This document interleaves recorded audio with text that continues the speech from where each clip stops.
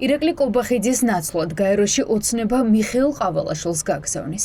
პირველების ინფორმაციით მსოფლიოს საქართველოს სახელით მიმართავს კაცი, რომელსაც ქართული ოცნება პრეზიდენტს უწოდებს.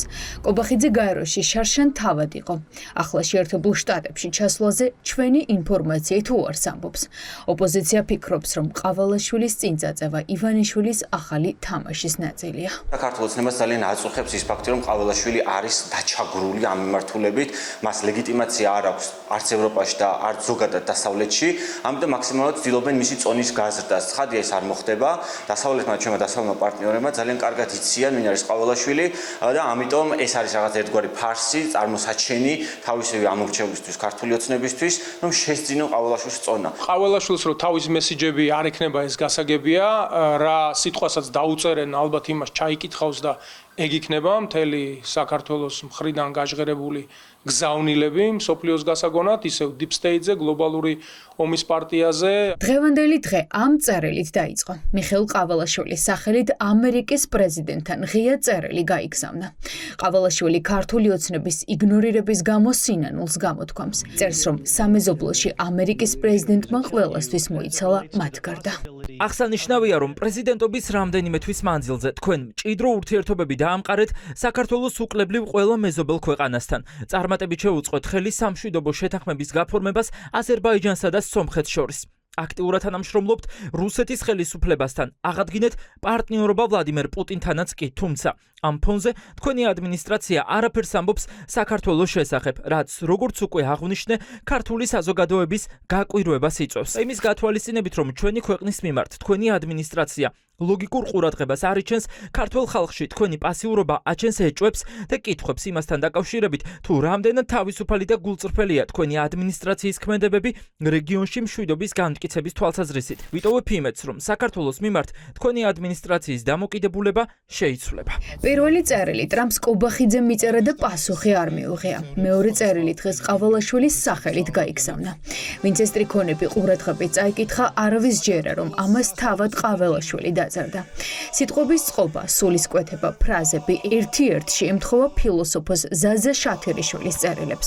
ამიტომ არსებობს ეჭვი, რომ როგორც სხვა ეს წერილიც ივანიშვილის დაწერილია და ამჯერად ტრამპს ყავალაშვილის სახელით მიწერა.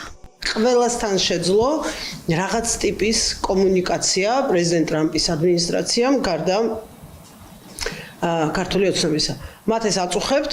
კიდევ ერთხელ ხაზგასმით ვამბობ, მას არ აწუხებთ, იმიტომ რომ ამერიკასთან პარტნიორობას აქვს პრობლემები და ამ ქვეყნის გრძელვადიანი ამოცანები ზიანდება, არამედ მათ ეს აწუხებთ, იმიტომ რომ მათი ამორჩეველი სოლს უკვე ამ შეკითხვას მიხვდნენ, რომ ეს ხაზი აღარ მუშაობს, არავის აღარ ჯერა იმისი, რომ ალაგებენ ტრამპის ადმინისტრაციასთან ურთიერთობებს, მათ ამორჩევალს აღარ ჯერა და ამიტომ ეხლა დაიწყეს სხვა ტალღაზე მუშაობა. მისი შინაარსი ისევ და ისევ იმ სამწუხარო რეალობას ეყრდნობა, რომ ქართული ოცნება რაღაცნაირად ცდილობს, რომ ამერიკა შეეხვეწოს, რომ იქნება აი ესეთი გვაღიარო და არაერთხელ უთხრეს უკვე ამერიკელებმა საკუთარი სახელმწიფო დეპარტამენტის და საელჩოს მეშვეობით, რომ არ გჭირდებით ეგეთები ქართულ ოცნებასთან აღარ ალაპარაკებენ ის ლაპარაკს. კახა კალაძე ამტკიცებს, რომ ტრამპის სახელზე გაგზავნილი წერილი მიხეილ ყავალაშვილის კალამს ეკუთვნის. მან იფიქრა, მან დასკვნა და მან გადაწყვიტა. ახლა ტრამპთან ეპისტოლარულ ჟანრში საუბრის დრო დადგა. აბსოლუტურად ვეთანხმები პრეზიდენტს ყველა მის წინადადებაში.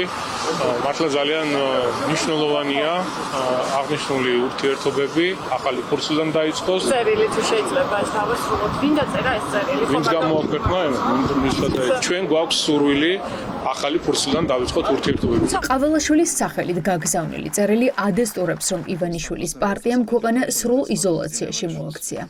დღეს საქართველოს რეგიონში აუთსაიდერია და ახლა ამ ფორმით ცდილობენ ყურადღების მიქცევას. ჩვენ ხედავთ პრიმიტივიზმს, აბსოლუტურ გუნურებას და სრულ არწოდნას საერთაშორისო წესრიგისა და საერთაშორისო პოლიტიკის.